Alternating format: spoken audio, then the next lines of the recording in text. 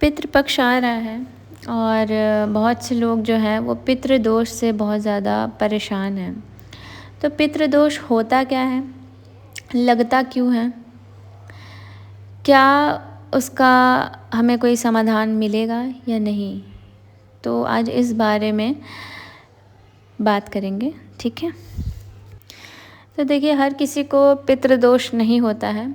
ठीक है। अगर पहली बात आपको ये पता करना है कि पितृदोष है या नहीं, ठीक है, या अगर आपकी लाइफ में कोई परेशानी चल रही है तो आपको किसी ने भी अगर बोल दिया कि पितृदोष है, उसका निवारण करा लो, ये वो दुनियादारी, ठीक है, तो पहले आपको ये देखना है कि आप के माँ बाप, ठीक है, अगर आप अभी छोटे हो, आपके मम्मी पापा हैं, ठीक है, या फिर आपके जो दादा दादी थे या दादा दादी के भी जो पेरेंट्स थे, ठीक है, जो भी है, आपको पहले इन्फॉर्मेशन लेनी है अपने घर वालों से कि जो भी ये जो चीज़ें हैं पहले आप पता तो कर लो।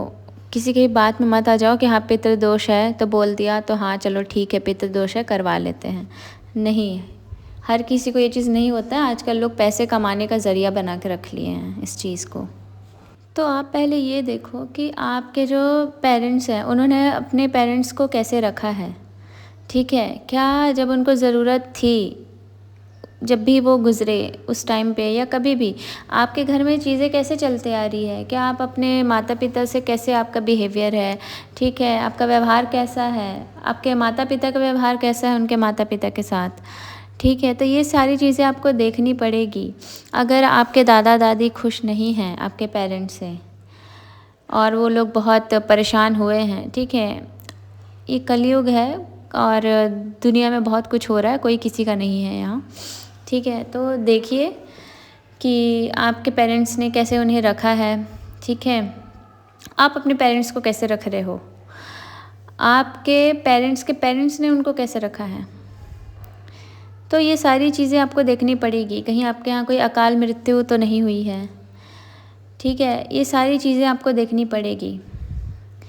तो अगर ऐसा है कि आपके दादा दादी खुश नहीं थे, ठीक है, आपके पेरेंट्स ने उन्हें अच्छे से नहीं रखा है, तो देखिए कोई भी आत्मा जब परेशान रहती है, तकलीफ़ में रहती है, ठीक है, हर किसी को किसी से उम्मीद रहे ना रहे, अपने बच्चों से अपने घर वालों से ही उम्मीद रहती है। तो अगर उन्होंने सही से नहीं रखा है, वो खुश नहीं थे और वैसे में उनकी मौत हो गई है, तो वो पितृदोष का कारण बनेगा ही बनेगा, क्योंकि आत्मा खुश नहीं थी वहाँ पे, ठीक है। तो इस चीज़ का दोष आपको लगेगा, ठीक है। अब कुछ क्या होते हैं जो अकाल मृत्यु में मर गए, ठीक है, या किसी वजह से उनकी डेथ हो गई, तो वो लोग का क्या होता है कि वो लोग ना प्रेत योनि में चले जाते हैं, ठीक है, तो वो भी आपको परेशान करते हैं। तो ज़रूरी नहीं है कि आपको एक ही चीज़ के वजह से परेशानी हो रही हो। आपकी लाइफ में परेशानी हो किस वजह से रही है, ये आपसे बेहतर कोई नहीं जानेगा, ठीक है। कोई आपका पूरा वो खोल कर नहीं रख देगा कि हाँ ये है, ऐसा है, वैसा है, ठीक है, लोग बताएंगे, पर हर किसी पे आप ट्रस्ट नहीं कर सकते आज के टाइम पे, क्योंकि हर कोई ऐसा नहीं है जो सही बात आपको बताए, आपके सही तरीके से हेल्प करे, ठीक है। आज के टाइम पर अगर आप देखोगे तो लोगों को बस एक ही वो रह गया है कि उन्होंने हर चीज़ को बिज़नेस बना लिया है, ठीक है।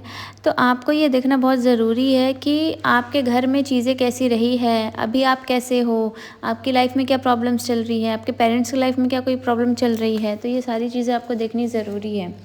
और अगर ये चीज़ें जो है एक पैटर्न बन के रिपीट हो रही है बार बार, ठीक है, आपको इतना भी पितृदोष का पूजा करा लो, कुछ भी करा लो, नहीं होगा, क्योंकि जब तक आपके इंटेंशन सही नहीं हैं, ठीक है, अगर आपका इंटेंशन सही है ना, आप पितरों के नाम से एक दिया ही जला लो बाहर, घर के बाहर जलाना है, ठीक है। तो ये कुछ सुझाव हैं, ठीक है, जो कुछ रेमेडीज़ हैं वो मैं आपको बता रही हूँ। आप एक दिया जलाओ, ज़्यादा नहीं तो अमावस्या पर जला लो, ठीक है, अपने पितरों के नाम से घर के बाहर जलाना है, ठीक।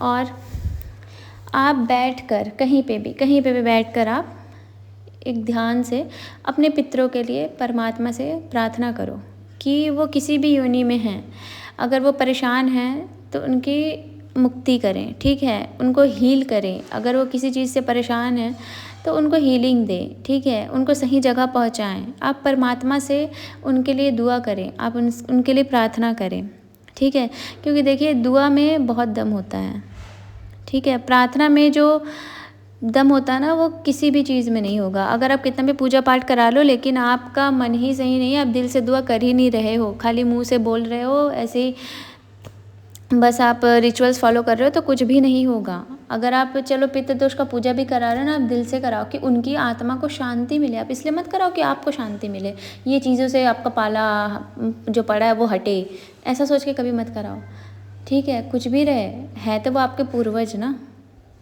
जब उनकी पैतृक संपत्ति आपकी है तो उनका हर एक चीज़ आपके ऊपर आएगा ही, ठीक है। तो इन चीज़ों का निवारण करने के लिए आपको ज़्यादा कुछ नहीं करना। आप हर दिन कम से कम आप दुआ ही कर लो, जब तक आपको लग रहा है। आप बस प्रे करना चालू करो, दिल से करो, दिल से, कि वो जहाँ भी हैं, जैसे भी हैं, उनको मुक्ति मिले, परमात्मा उनकी मुक्ति करे, ठीक है। वो कहीं फंसे हुए हैं तो वहाँ से उनको निकाले,